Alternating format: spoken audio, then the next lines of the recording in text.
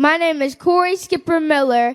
I am 9 years old and a 4th grader at Yonkers Montessori Academy. I wanted to represent the youth because what's happening now could change our futures. And what President Trump is doing and is threatening to do is frightening. My brother Kyle, who is a Marine, when he becomes a veteran, he is entitled to veteran benefits. And without those, he wouldn't be able to survive.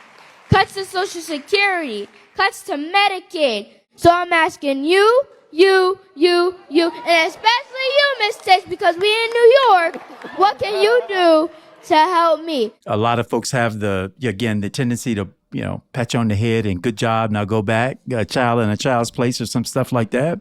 But in some ways, it takes that from the mouth of a child for us to look a little harder, see a little bit more deeply the ways in which a thing can affect and impact us.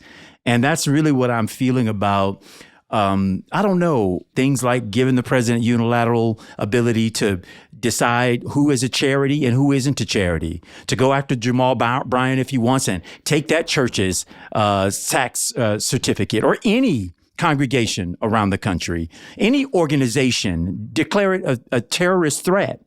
And by doing so, be able to supersede or really avoid due process. On the Medicaid question, we're talking about 17 million Americans today having health care. And after the signing of this bill, potentially, if the Senate doesn't rise up and do its job, those folks won't have access to health care anymore.